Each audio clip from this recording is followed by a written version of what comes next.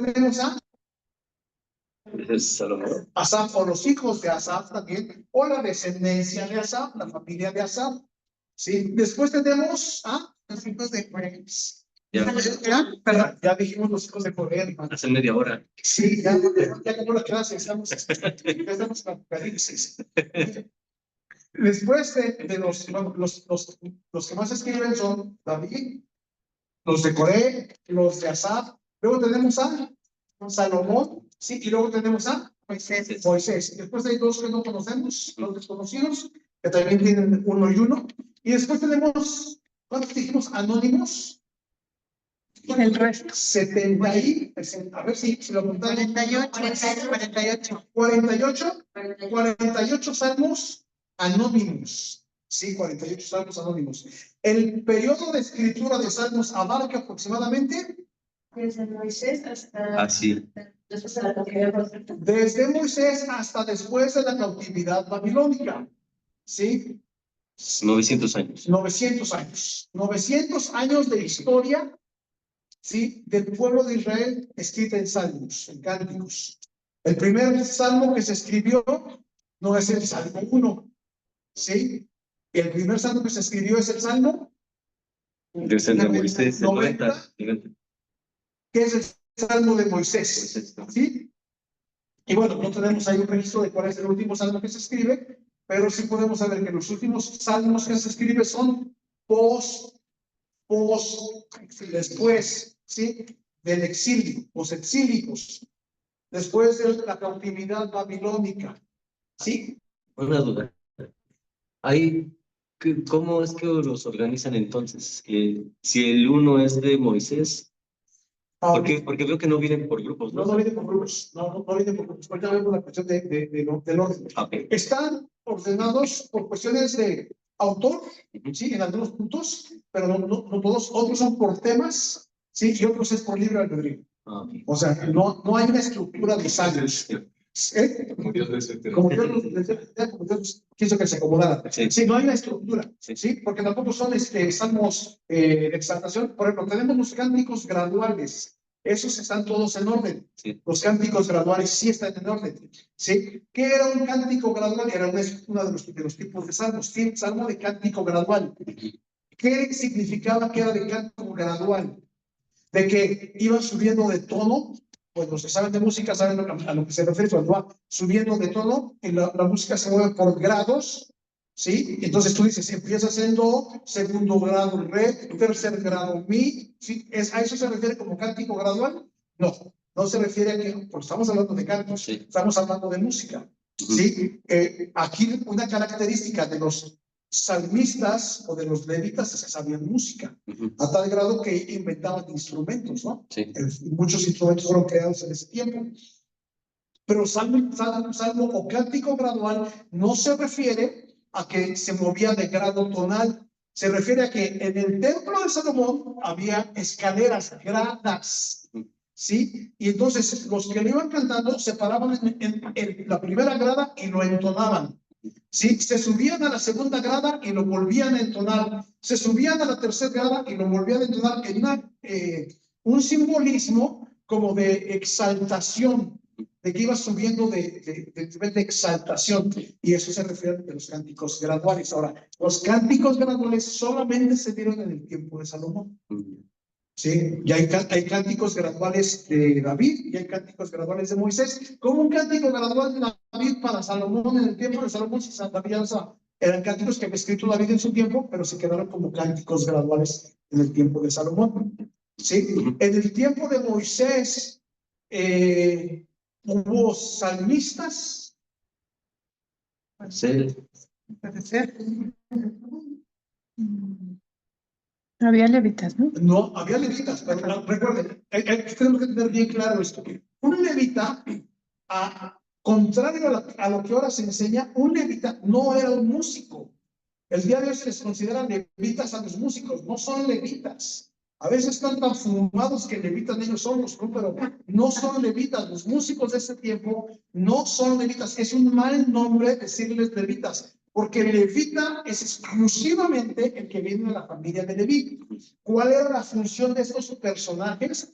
No era ir a cantar, Era cuidar a las ovejas para el sacrificio, traer a la oveja para el sacrificio, sacrificar a la oveja. Si la oveja se hacía del baño, limpiar donde la oveja se hacía del baño. Y después del sacrificio y de los, hermanos, millones de litros que se derramaban en los sacrificios, eran millones de litros que se derramaban en los sacrificios, a tal grado que un sacerdote podía dar hasta los tobillos o arriba de los tobillos en los charcos de sangre, ¿sí? De la cantidad de sangre. ¿Por qué era tan sanguinario esto? Porque era un simbolismo de que ni todos los caudales de sangre del planeta podían semejarse a una gota de sangre de Cristo, ¿sí? O sea, nada, absolutamente nada tenía el valor de la sangre de Cristo y eran millones de litros los que se derramaban en los sacrificios. ¿Quién se encargaba de que eso no apestara? ¿Quién se encargaba? Hermanos, sangre, moscas. A fuerza, sangre, moscas. ¿Sí? ¿Quién se encargaba que no hubiera moscas? Porque era inmunda la mosca en cuestiones de la santidad del santuario. Si quién se encarga, los levitas, a terminar y a lavar, pero a lavar. ¿Quién lo hacía? Los levitas. Hermanos, que yo soy levita. Ah, qué bueno, porque aquí necesitamos que venga usted a lavar los baños tempranito, hermano. Y después a barrerle, y después a acomodarle, porque esa era la chamba de los levitas. Entonces, levita no significa buen músico. Que entre los levitas había músicos es muy diferente, ¿sí? Entre los levitas había músicos y había cantores, no cantoras, no había mujeres cantantes, eran hombres cantantes y salían de entre los levitas. ¿Y por qué tenían que salir de entre los levitas? Hermano, en la tribu de Judá, no, hombre, hay un hermano que se llama Adrián, canta como los mismos ángeles. Sí, hermano, qué bueno. Oiga, hermano, pero ¿podemos incluirlo en el ministerio? No, hermano. ¿Pero por qué es que canta como los...? No, hermano. ¿Por qué? Porque no es de la tribu de Leví. Es de la tribu de Judá o de la tribu de Benjamín. Podrá ser muy talentoso, pero Dios no lo llamó al ministerio. ¿Sí? ¿Qué nos enseña eso el día de hoy? Podrá ser un plus ultra, pero si Dios no te llamó al ministerio, no te metas. ¿Sí? Porque el peor error que se está cometiendo el día de hoy es que por querer tener autoridad o puesto, se están metiendo a cosas que Dios no está llamando. Y si Dios no te llamó al ministerio, si Dios no te llamó a hacerlo, ni te metas. Una, porque Dios no te respalda. Y dos, porque lo que vas a hacer es una herejía. ¿Sí? Estás yendo en contra de la voluntad de Dios. Entonces, levita, porque era de la familia de Leví. Dentro de la familia de Leví había los que limpiaban, los que cargaban, los que acomodaban, ¿sí? Los que transportaban, los que eran sacerdotes. Y solamente dentro de la familia de Leví. Ok, ahora, en el tiempo de Moisés no se caracterizaba, el tabernáculo de Moisés no se caracterizaba porque hubiera cantos. Los cantos empiezan a partir del tabernáculo de David, ¿sí? Y del tabernáculo de Salomón. Es donde se establecen ya los principios de la música. Sí, podemos decir que sí había una especie de adoración, pero no era lo mismo que del tiempo de David y de Salomón. Y después de vuelta desaparece el concepto de cánticos, porque desaparece todo el orden de culto, ¿sí? Los de Judá o las dos tribus del sur se quedan con el templo de Jerusalén. Los de las tribus del norte, las 10 tribus del norte, crean su sistema religioso, levantan su templo en Samaria, pero era completamente idolátrico y blasfemo, ¿sí? Y después los de Jerusalén también pierden la brújula y empiezan a meter ídolos abominables al templo y el culto se empieza a pervertir, desaparece completamente todo el sistema religioso que se creó durante David y Salomón, ¿sí? Porque ni siquiera tampoco en Saúl. Con Saúl pierde con Samuel se pierde el arca y Saúl no la recupera, ¿sí? La recuperan con David. La recuperan en el tiempo de David. Entonces, en el tiempo de Saúl ni siquiera había arca dentro del templo, la tenían los filisteos, ¿sí? Entonces, todo esto, ¿por qué? Porque tenemos que entender los roles, las funciones, los tiempos, cómo es que se va desarrollando y el ambiente en el que los alumnos también están trabajando. Ahora, David componía los cánticos, pero muchas veces no los componía con la intención de llevarlos a que los cantaran, sino era, por ejemplo, en su oración, y dice ahí el salmo de cuando David pecó con Betsabé, ¿sí? O sea, David no estaba componiendo, a ver, voy a componer una alabanza para el culto del domingo. No, él compuso un cántico, una alabanza para Dios en la situación en la que él estaba. Dios nos los dejó a nosotros como un ejemplo de una actitud correcta en el tiempo de la aflicción. ¿Sí?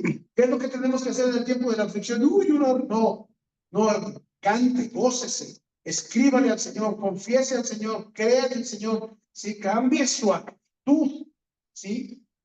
¿Qué fue lo que hizo David? Ahí está el ejemplo. Si se arrepintió, compuso un salmo para el Señor, ¿sí? Y su salmo, pues, el día de hoy es una bendición, porque no fue de David, fue del Espíritu Santo para nosotros, ¿sí? Para que nosotros tuviéramos una conciencia de qué es lo que estaba pasando ahí. Ok, entonces, tipos literarios de los salmos.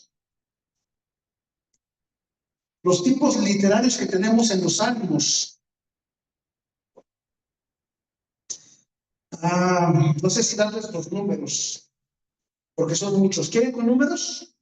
¿Con capítulos de salmos? Por ejemplo, lamento personal y lamento en grupo. ¿Sí? Salmos del 3 al 7. Voy a ir rápido, hermanos, apunten de volada. ¿Ese 3 al 7 es para personal o para ambos? Los dos. Ahí van mezclados tanto personales como grupales, sí. Pero son salmos de lamentos. Ok. Del 3 al 7, 12, 13, 22, 25 al 28, 35, 38 al 40, 42 al 44, 51, 54 al 57. ¿Voy muy rápido? No. Me regreso, pues. ¿Quieren las fotos? Se los mando al grupo. Pero a ellos se los pueden pasar a sus papás. O se los dicto. No, mejor foto. Al grupo. Sí. Ok, bueno, déjenme ver. Pero si quieren después. Después. Si quieren, los tipos literarios. Ok, tipos literarios. ¿Sí? Lamento personal y en grupo.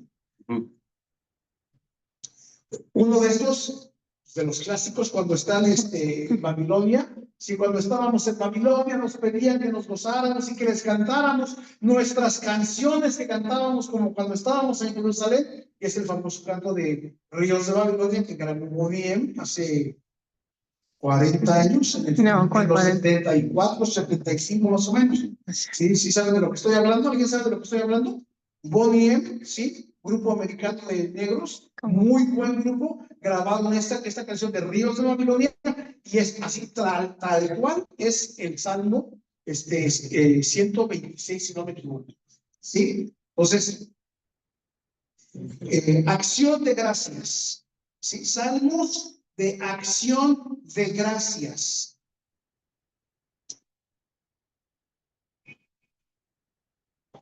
Salmos de coronación.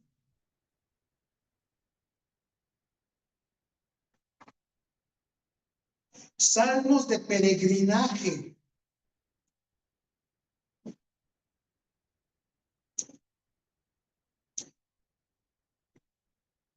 Real, salmo de carácter real.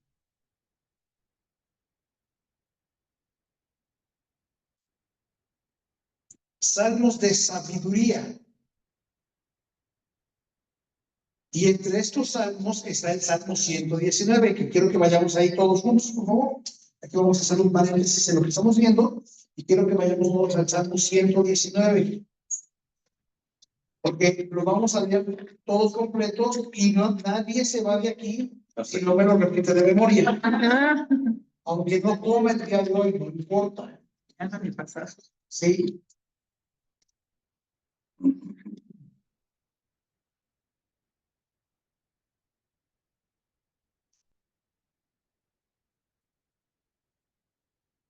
Ok, este salmo es muy interesante porque además de que es el más grande de todos, muchos de los salmos estaban escritos en modo acróstico. A ver, ¿qué significa modo acróstico? Pero ¿cuál era la característica del modo acróstico? ¿Cuál es la característica? Que la primera letra forma una palabra. Sí, las primeras letras del acróstico son las que van mandando, ¿sí? Por ejemplo, si yo digo amor y lo escribo así, A, M, ¿sí? Y de eso voy sacando palabras.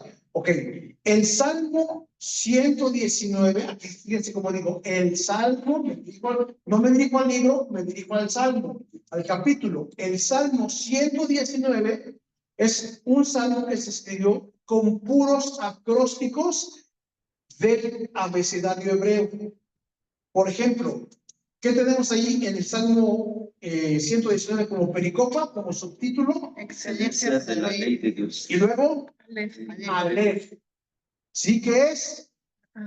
La A del hebreo. La primera letra del hebreo es Aleph. ¿Sí? Y luego, la que sigue, versículo 19. Bet. Ahora, fíjense, ¿cuántas letras, cuántos versículos tenemos en Aleph? 8. ¿Cuántos versículos tenemos en Bet? 8. ¿Cuántos tenemos en Gimel? 8. Ahora, vean aquí.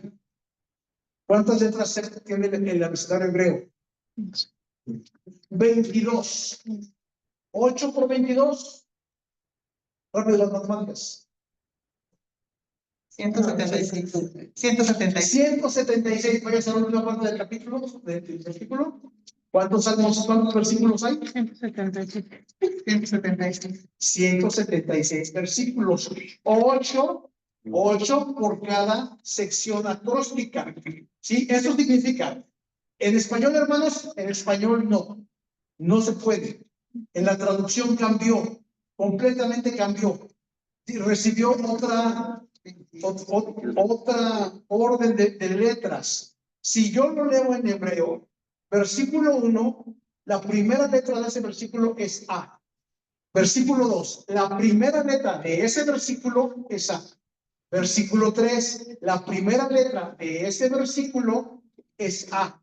En español no se puede por la traducción. ¿Sí me explico, verdad? Sí. No es lo mismo decir perro a decir dog. Pero es lo mismo, sí, pero cambió. Se escribe diferente, ¿sí? Entonces, por esa razón es que en español no podemos tener los muchos acrósticos que tenemos en los salmos.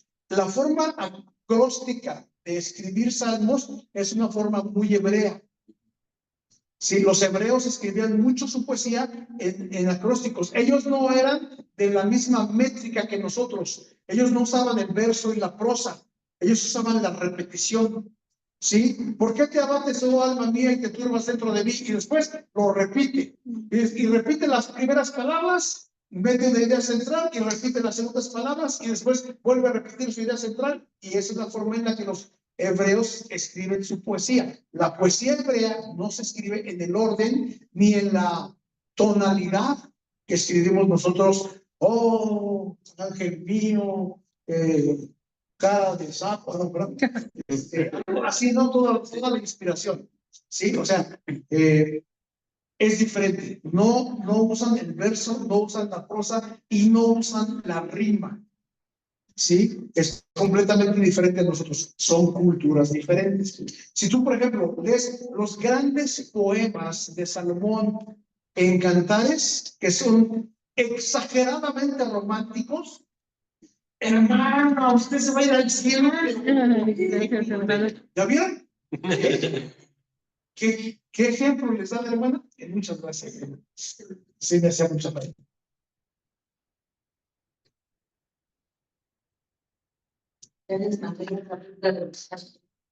¿No?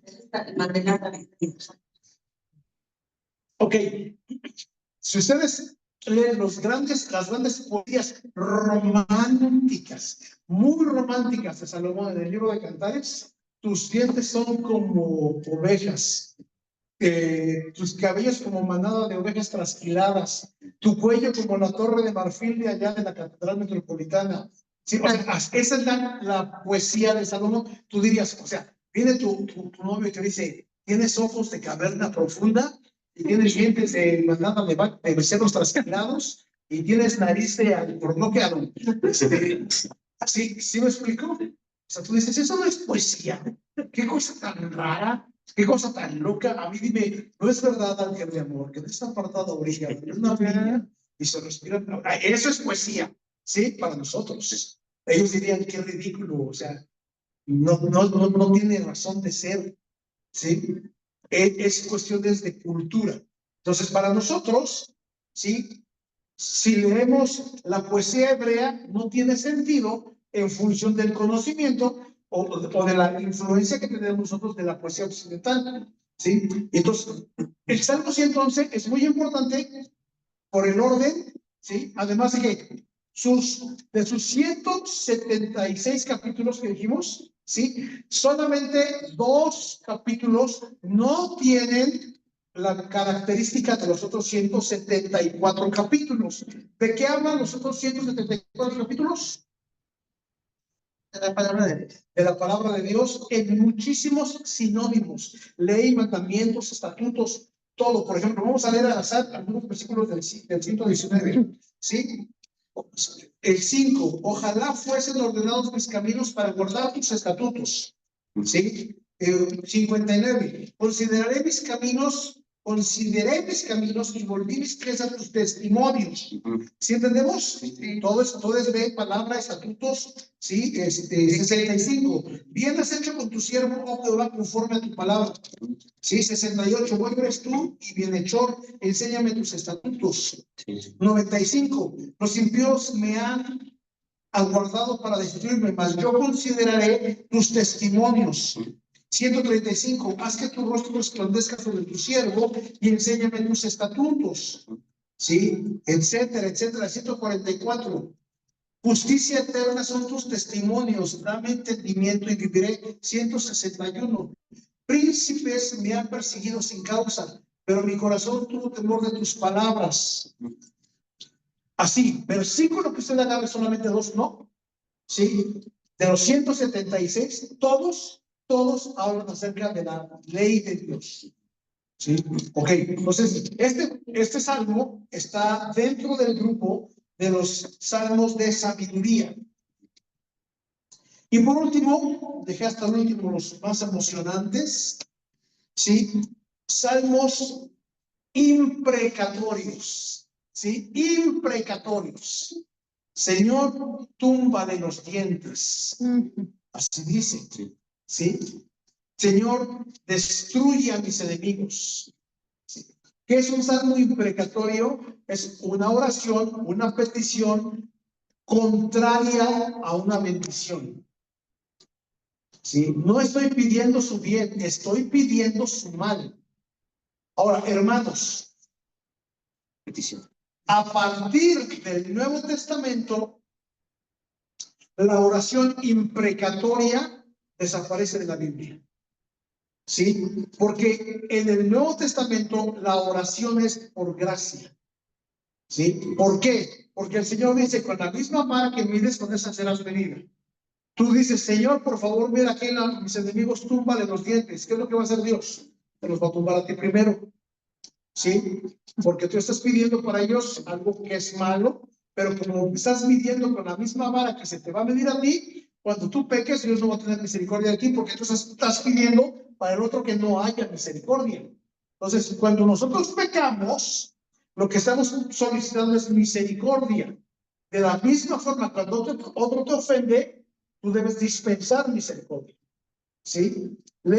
Oigan, por favor, la predicación de Carlos Contreras, de la del viernes.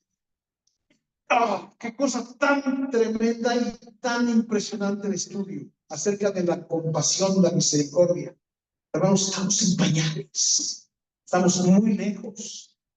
Me sacudió, me estremeció, me reventó la cabeza cuando dijo, está hablando de las personas que piden y le dicen, es que no les des, o sea, esos no necesitan. Y ese cuate dijo, yo siempre les doy, porque prefiero que me hagan tonto a que se me endurezca mi corazón. Sí. Sí. O sea, eso es tremendo. ¿Por qué? Porque por delante debe ir la compasión. Por delante debe ir la compasión. Y hermanos, hemos perdido mucha compasión. ¿Sí? Dice, no me acuerdo quién fue el que dijo, pero dice, sé estricto contigo y bondadoso para con nosotros. Porque nos hemos vuelto al revés, eres muy estricto con la viga, con la paja del otro, pero no ves tu viga. ¿Sí? Y con el otro es, ¿sí? Buscas la perfección. Y allí contigo y es contrario. Con el otro, sé compasivo y estricto para contigo. ¿Sí? La cuestión de la compasión, hermanos. Por eso es que en el Nuevo Testamento la oración imprecatoria deja de ser. ¿Sí? ¿Qué es lo que dijo el Señor? Bendice a tus enemigos, dale a tu enemigo. ¿Sí? Procura por tu enemigo. Y decía, ¿quién fue el que dijo que debes de aprender a considerar las cosas de los otros más importantes que las tuyas? Sí. Oigan, pues, sí, pero no estoy poniéndome yo en segundo lugar. Si estás en segundo lugar, entonces vas para atrás. Sí, o sea, los otros, sí, dijo el apóstol Pablo, considera a los demás como superiores a ti mismo. Este hermano decía, ¿quién fue el que habló de la obediencia? ¿Fue Gil? ¿Cómo se llama? ¿Aníbal? No me acuerdo cuál fue el que habló de la obediencia. Sí, no, si fue Aníbal o el otro. Otro fue la santidad. Pero, o sea, la cuestión es esta. Sí, el punto es este. Hermanos, tenemos que aprender a ser muy compasivos. Muy compasivos. ¿Sí? Por eso es que la oración imprecatoria, que fue muy usada en el Antiguo Testamento, en el Nuevo Testamento completamente desaparece. No hay más oración imprecatoria. ¿Sí? Y nosotros tampoco no la podemos usar. Es que está en la Biblia, hermano, está en la Biblia. Si está en la Biblia, puedo usarla.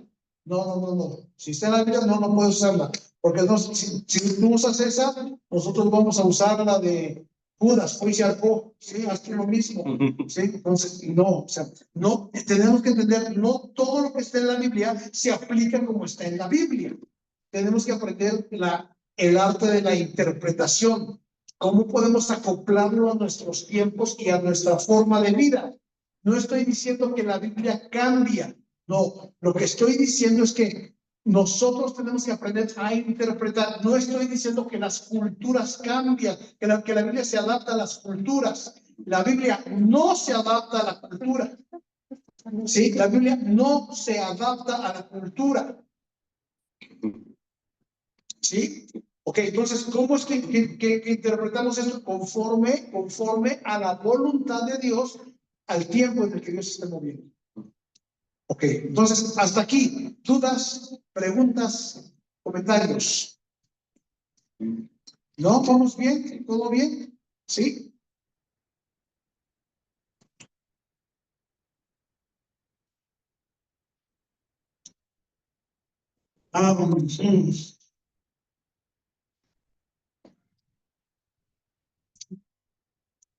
Profecías mesiánicas en los Salmos. Profecías mesiánicas en los Salmos.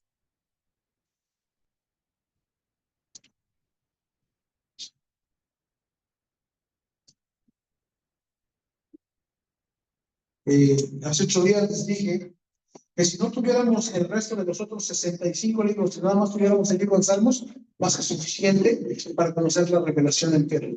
Sí, porque los Salmos hablan de todo el plan de Dios hasta de Cristo, la salvación, su venida. ¿Sí? Profecías mesiánicas. 1, Dios anunciará que Cristo es su Hijo. Dios anunciará que Cristo es su Hijo. Salmo 2, Salmo 7. Todas las cosas serán colocadas bajo los pies de Cristo. 8 y 6. Cristo será resucitado de la tumba.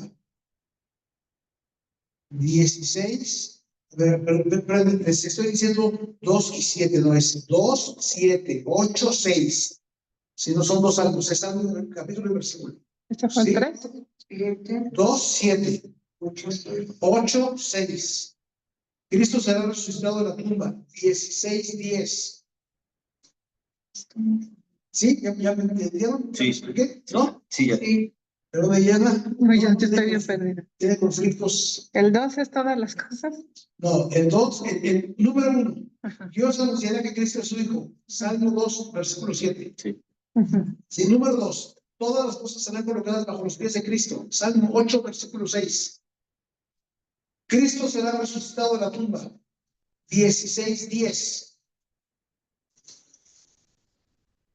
Dios desamparará a Cristo en su momento de agonía. 22:1. Cristo será objeto de escarnio y ridículo. 22:7 y 8. Las manos y los pies de Cristo serán perforados. 22:16. Apostarán o echarán suertes por la ropa de Cristo. 22:18. Ni uno de los huesos de Cristo será quebrado. 34:20. Cristo será aborrecido injustamente. 35:19. Cristo vendrá para hacer la voluntad de Dios. 40:7 y 8. Cristo será traicionado por un amigo. 41:9. El trono de Cristo será eterno. 45:6. Cristo ascenderá al cielo. 68:18. El celo por el templo de Dios consumirá a Cristo. 69:9. A Cristo se le ofrecerá vinagre y hiel. 69:21. El que traicione a Cristo será reemplazado. 109:8. Los enemigos de Cristo se postrarán ante él. 110:1. Cristo será un sacerdote como Melquisedec.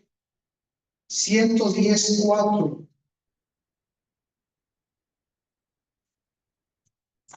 Cristo será la principal piedra del ángulo. 118:22. ¿Siento que, perdón? 18:22. Cristo vendrá en el nombre del Señor. Último, 118:26. ¿Estamos? Sí. ¿Sí?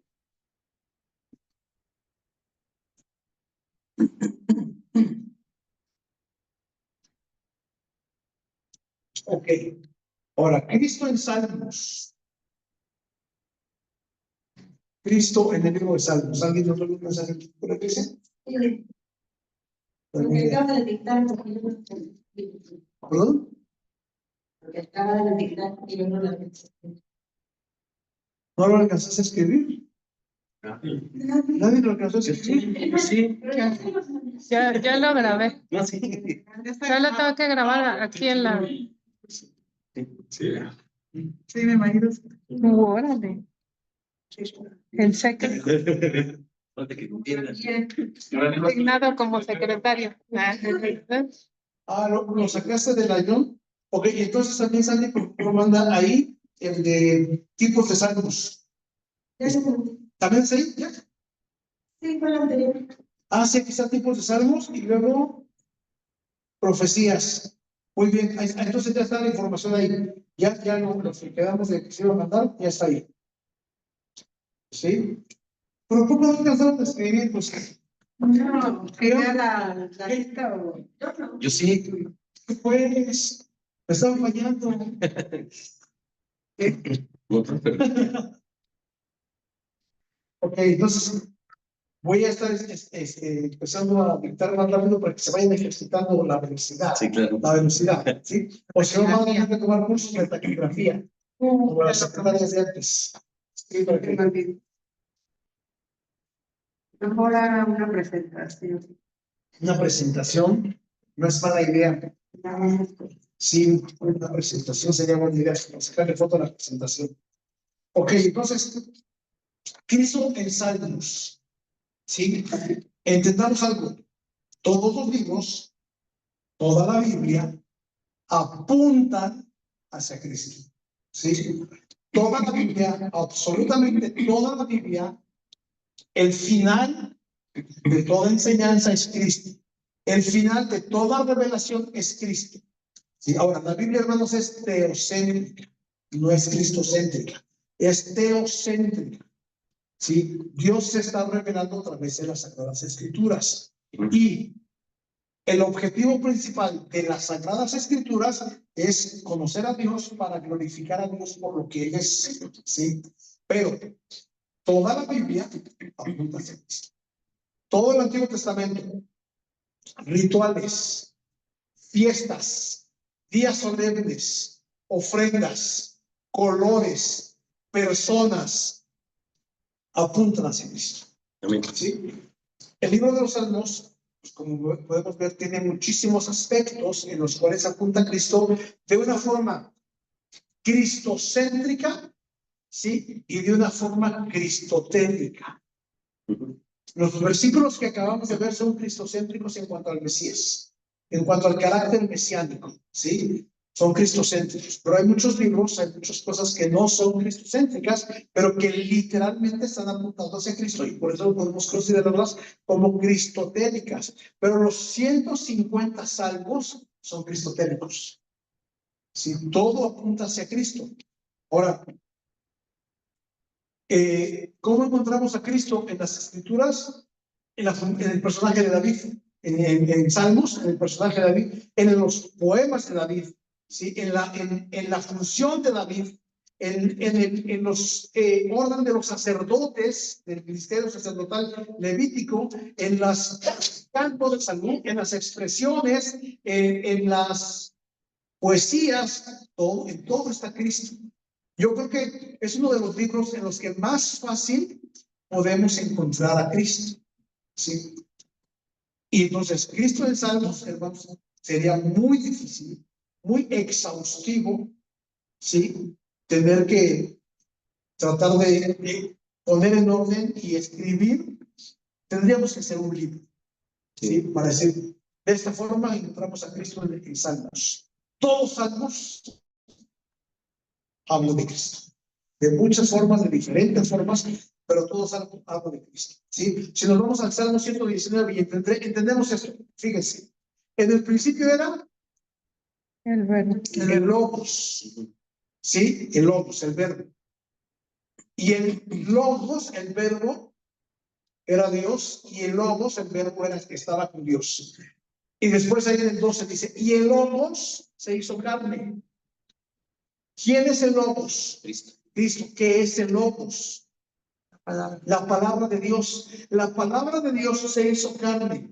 174 versículos, Salmo 119, ahora acerca de 76. Menos 2.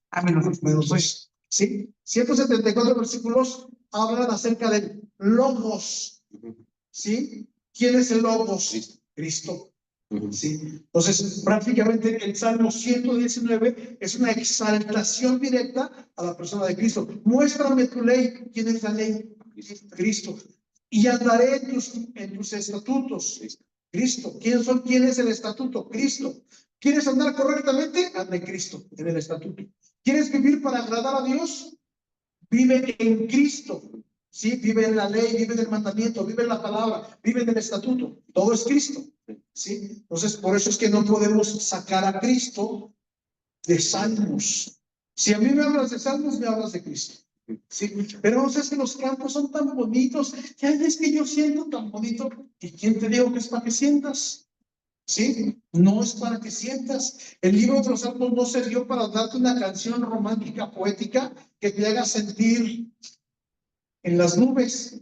¿Sí? El libro de Salmos es para revelarnos a Cristo a través de esta teología cantada o tañida, no teñida, tañida, ¿sí? Que fue lo que vimos hace 8 días, ¿no? ¿Qué significa Salmos? Salmos significa tañer, ¿sí? Tañer o rascar. Sí. Entonces, esto es Salmos y Cristo en Salmos. ¿Amén? Amén. Ok. Entonces, hasta aquí. Preguntas, dudas, comentarios.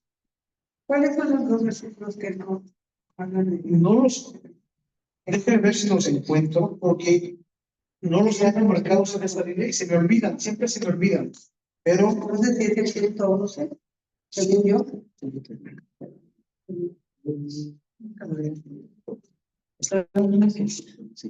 no, porque 111, 111, 111, 111.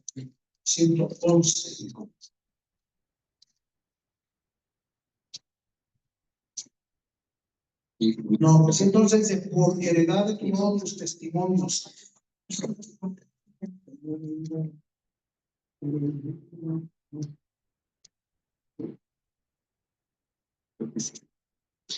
Me acuerdo cuáles son, los leí la semana pasada.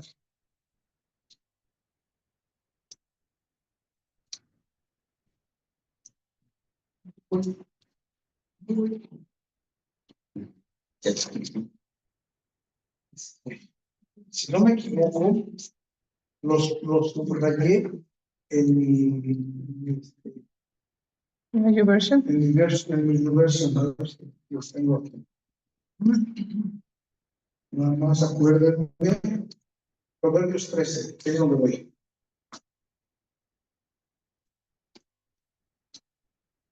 Es impresionante. Salmos 10.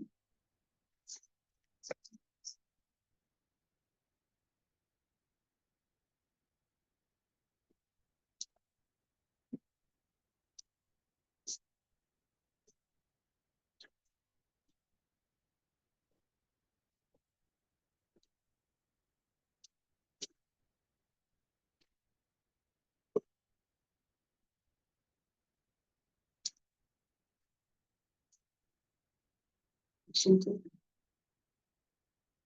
19, 119, 9.